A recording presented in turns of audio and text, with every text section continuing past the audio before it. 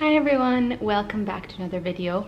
If I'm looking like there, it's because that's where I can see myself, so it feels like I'm talking to myself a little bit, but I'm going to try to look into the camera. I don't know if this feels weird, but today's video is basically going to be about my favorite graphic novels, or like the graphic novels that I've enjoyed reading. I've also included some comics in this selection, and not like superhero comics or stuff like that, but like kind of underground comics from the 70s and 80s that stemmed from San Francisco. You're gonna see quite a bit of a theme happening throughout the books, because I would read one book and then I would find out about the author, and then I would buy everything that they wrote, and then I would find out more from them about their other comic book friends. So I just need to make sure I can hear myself, so I'll be right back. Okay, so I can hear myself. I was just making sure, because I was like, I don't want to film this entire video and then I just can't even hear myself. So anyway, so let's get started with the first book. I'm gonna start off with my favorites and then transition into the rest. So one of my favorites is Persepolis. Persepolis is a book written by Marjane Satrapi. She's Persian, so I'm not sure if there's like a specific dialect I'm supposed to read her name in. It's an incredible book. It's one of, as someone who grew up in the Middle East and who is from the Middle East, I'm from Kuwait, and it's very rare to find books from this part of the world, even though obviously Iran is not in like the Gulf, and it's quite close, but maybe there's a bit of culture clash and there's differences, but it was so interesting reading this book, because it gave me a different view on a lot of specific topics, because like specifically so I'm going to just tell you what the book basically talks about, and then I'll go into my review of it. But basically it talks about Marjane growing up in growing up in Iran during the Iraq and Irani revolution, and she was around 10 when it was happening, but she pretty much also lived during the time of the Shah, that her family was very communist and very liberal, as opposed to the Iran that we know now, that is much more Islamic. And it was very interesting seeing her perspective. And so the book that I have has part 1 and part 2, and I would recommend reading it like that, because it's incredible kind of seeing the transitions. What I found interesting as well is because I didn't grow up in that time, my mom grew up in that time, so she remembers a lot of the stuff that is talked about in the book, but I didn't really know much about it, because like in Kuwait we learned more about the Iraqi and Kuwait invasion and whatnot. But it was interesting seeing the progression, because in the book there's actually a part where Marjane talks about the Iraqi invasion in Kuwait and stuff like that. So it's really, really interesting, and I can't recommend this book enough. What I also love about it is that there's a very strong feeling of divide in a way with where Marjane feels, as she feels like, because she lives in Iran for the majority of her childhood, and then in her adolescence has to leave Iran and moves to Austria. I'm not really ruining anything, and it's just just what it is. And so you can see a large part of her is kind of torn between East and West, and how she begins to kind of find flaws in the Western system that she before used to idolize. And I feel like a lot of Middle Easterns can relate to this. We grow up in an environment that's so heavily Westernized with TV, and if you go to a like an English or an American school, you kind of grow up in a very specific environment and kind of molded in that environment. And then as you get older, you realize you have this disattachment to your culture, and maybe a bit of judgment, because you kind of are led to believe that it's somewhat backwards, but it's not. It's just different. And this was one of the first books I ever read where I felt genuinely connected to the heroine, because I felt like there was a very I felt seen, I felt understood, even though her circumstances were so different than mine. The themes were similar to the ones in my life. So I would highly recommend this book, even if you're not from the Middle East, or you've never been here. It's still an incredible book, and I feel like it's something that a lot of people need to read and try to understand the history of this location, like this place, this culture. Does that make sense? I don't even know what I'm saying anymore. Anyway, so the next book, this is one of my favorite books of all time, actually, like not even just comic books or graphic novels, but favorite books of all time, maybe even my favorite book of all time.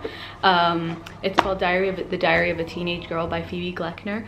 I'm obsessed with this woman. I have watched every single video she's ever made. I've read single thing she's ever written, like complete dedication, and I've listened to every podcast. I know everything. Like, I don't know her, obviously. I wish I did, but you know when you read a book and you want to know everything, because this book is basically kind of a memoir slash like autobiography in a way, but she does obviously the main character isn't called Phoebe, her name is Minnie, and Phoebe Gloeckner talks about how the reason how she came up with the name Minnie was basically her mom used to be called, I think, Beth or something like that. I'm not really sure what her mom's name is, but her mom used to call herself Phoebe, even though her mother's name wasn't Phoebe. So they used to call actual Phoebe Gloeckner Minnie Phoebe. So that's where she came up with the name Minnie. And the book's kind of synopsis and plot might be kind of like a stretch, like why is this your favorite book? But it's basically about Phoebe Gloeckner's affair with her mother's boyfriend, and talking about the time growing up in 1970s San Francisco and that life and the drugs and everything that was kind of consuming her. But it was one of the very first books that I ever read that discusses, I'm so sorry I keep looking here, but this is one of the very first books that I ever read that discusses kind of a coming of age from a female's point of view and from a woman's point of view, and you know, like how she developed an understanding for, you know, like drugs or sex or anything like that. But it was a very, very liberating book, and it's very painful to read. But this book is actually not completely, as you can see, it's not completely just like graphic novels. There's like large images, like I'm trying to find like large images like this, but with prose and with comic strips, which is very interesting, and it's one of the very first of its kind. So I would highly recommend this. I can't talk about this book enough. But like a fair warning, like I said, that this book is very dark, and it has very triggering parts and mentions of sexual assault and topics such as those. So if you are uncomfortable with those kind of topics, please fair warning when reading the book. But there's also a movie, so which is a little less graphic.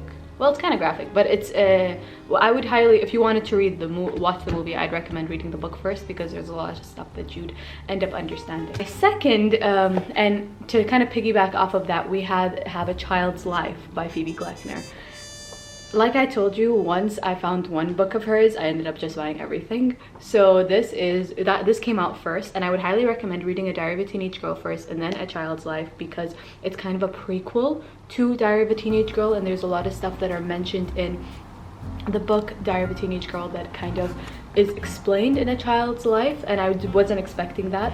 The book Diary of a Teenage Girl was satisfying as a book itself, but this kind of gave me a further in-depth look into the characters. Also, I have to mention that this book is very graphic and has kind of explicit imagery, so like, please don't buy this for your kids. But if, I don't know, do you guys have kids? I don't know, but like, don't like be like 16 or 18 and over, because it's kind of intense.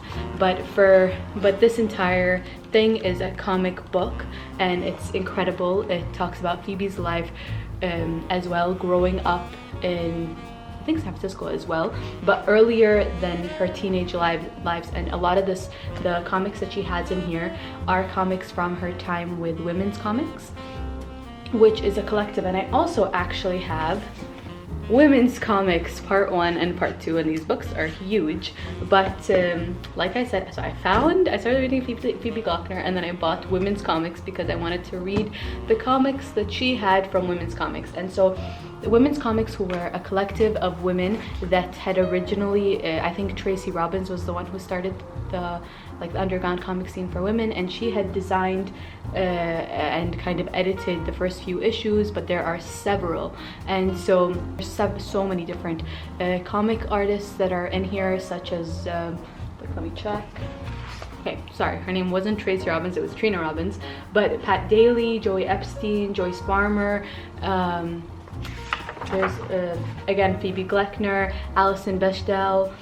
There are so many, like the thing is I know them. Lee Mars, Aline Kaminsky, So anyway, there are so many that are basically all in these comics. It's incredible. The drawing styles are just insane, and if you are an illustrator or an artist or just somebody who likes to draw, these books are really kind of gives you a lot of inspiration and a way of kind of expressing your stories and your images. I wanted to become a comics artist literally the minute I started reading these comics, and they were, I think, one of the first women in the US at the time who even started making comics, because at the time it was a very male-based profession. So I would highly recommend getting these. And if you are even more interested in comic books or women's comics, Aline Kaminsky and Diane Newman had left women's comics and opened up their own comic book. It was called Twisted Sisters, which is mentioned in Diary of a Teenage Girl. So that's what I mean when I say all of them are connected and there's kind of a pattern that happens. So yeah, I am exhausted and it's only 10 minutes in. So our next comic book artist that I would recommend is Alison Bechdel, which I mentioned was in women's comics, but she didn't really have a huge role.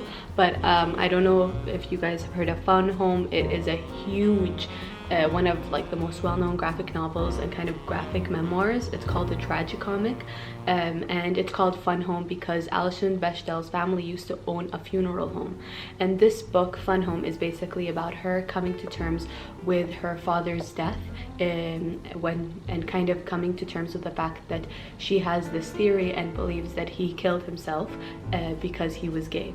And so I could just read the back. It basically talks about meet Alison's father, an obsessive restorer of the family Victorian home, funeral director, high school English teacher, illicitly distant parent, and closeted homosexual, who, as it turns out, is involved with his male students and babysitters. Through a narrative and an alternately heartbreaking and fiercely funny, we are drawn into the daughter's complex yearning for her father. So basically, it's a really interesting book, and I've heard like opposite narratives. I've given this to friends, and some friends loved it, and they loved the way that, you know, like she doesn't explicitly say anything, and it's just kind of like a daughter's trying to figure out her father after he's died, because she didn't know that much. And so when she came out to her parents, it was ironic that her father never came out to her. So, and she came out to her parents like a few months before her father passed away. So it's a really, really interesting book. But again, I've also had other friends who have found this book kind of slow and hard to read and like difficult to follow. So any fair warning. But after Fun Home, Alison Bechdel kind of came up with a sequel for Are You My Mother? And it's basically, and her mother is alive and well. Now she's passed away, but when she wrote the book, her mother was alive. And it's basically kind of a sequel to Fun Home. And what I loved about Are You My Mother was it allowed me to understand Fun Home a lot better. And I struggled when I read Fun Home at first because I didn't understand a lot of the intricacies that Alison was talking about. But after that, I was able to understand specific topics that she talked about. And what I really love about Are You My Mother is that there's a lot of scenes between Alison and her I think 2 therapists. So it's kind of like a therapy for you in a way, to kind of be like a voyeur in their environments.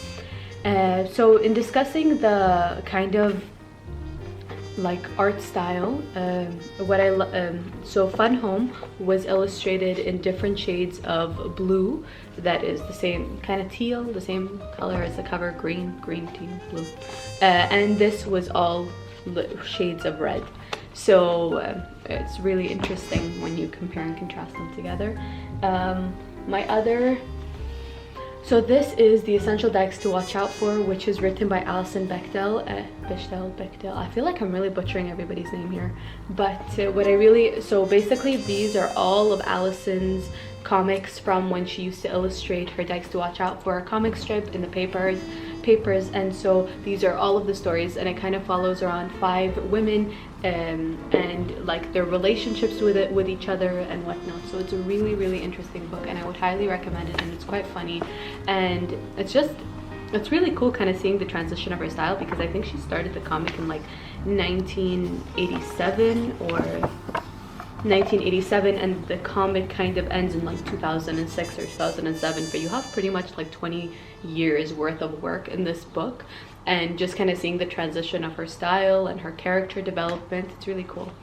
So last but not least, we have Mouse, which is a graphic novel that memorializes the main character, Art Spiegelman's father, who is experienced with the Holocaust. And so it follows his story frame by frame, from youth into marriage into pre-war Poland and imprisonment in Auschwitz. The survivor's tale that results in stark and embellishment. One of the cliches about the Holocaust is that you can't imagine it. Like a nuclear war, it horrors out the face of the artistic imagination. I really enjoyed the book because it was a first-hand experience into, you know, a Holocaust survivor, and like the kind of synopsis says, you can really never imagine the extent of the trauma that they went through.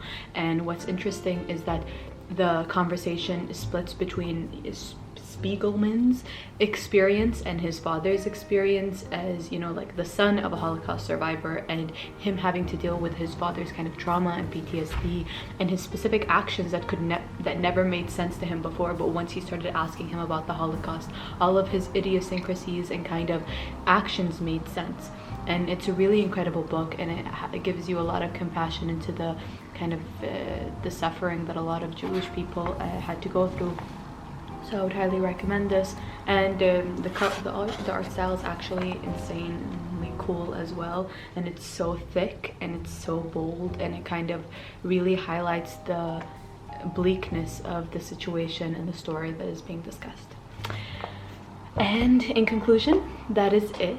Thank you so much for watching my video, and I hope you enjoyed the fact that the quality is so good. I'm gonna say this in the end of every single video because I cannot believe how good this camera is. Bismillah alayhi, I'm gonna have to, you know, read Quran on it afterwards, but whatever, I gotta do.